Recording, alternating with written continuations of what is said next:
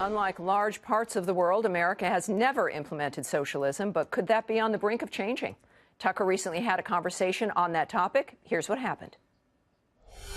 America's economic system is in trouble and has been for more than a decade. It never fully recovered from the financial collapse, and that's been true regardless of who has been in the White House. The middle class is declining. That trend doesn't seem to be slowing down. The question is, what will replace our middle class? Joel Kotkin just wrote a fascinating piece for the Orange County Register. He predicts that America is headed for a regime of oligarchical socialism, where super-rich business leaders like Mark Zuckerberg buy off the masses with programs like a guaranteed minimum income. Joel Kotkin joins us tonight. Joel, that was, I thought, a fascinating piece, a dystopian piece, a terrifying piece. I hope you're wrong in every detail, but what if you're not? Tell us what this is going to look like. Well, I usually don't think I'm wrong. I think what's basically happening is we have a very small number of people who have unprecedented wealth and parts of the economy and control over media like we haven't seen before. And their business models are not unionized. They generally hire, a lot of these firms hire a lot of part-time workers. They hire a lot of people from overseas in Silicon Valley, as much as 40% of the tech workforce. What they don't want to do is pay the benefits and the pensions that the evil companies like oil companies and manufacturing companies do to their employees. So what's the solution? Well, if I want to be in the Democratic Party, what I do is I talk all the good talk on gender and race and climate and all that, and I put off the Bernie people by saying, oh, yeah, we'll have free this, free that, free one other thing, you know, free education and a guaranteed income and rent subsidies.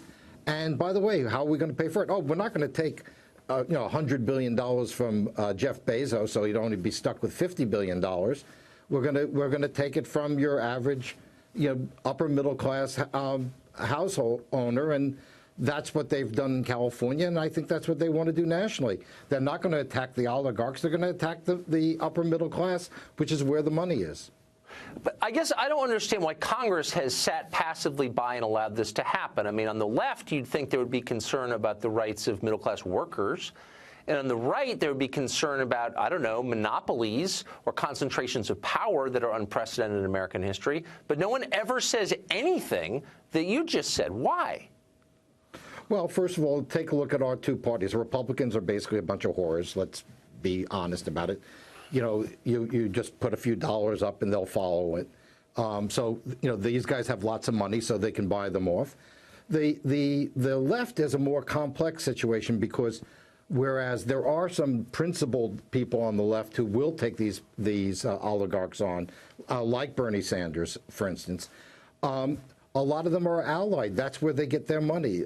They get their money from Wall Street. They get their money from the tech oligarchs. You'll take a look at where the campaign contributions are going.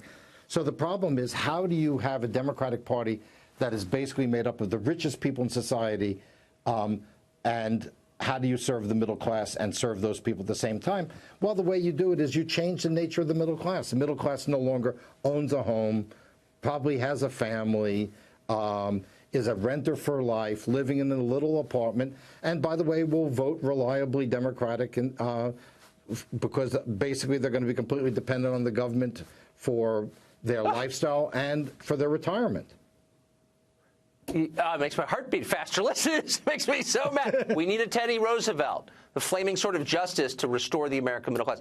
Joel, thank you. It's totally terrifying. Pleasure. Again, I pray that you're wrong, but I suspect you're not. Thanks. Well, thank you.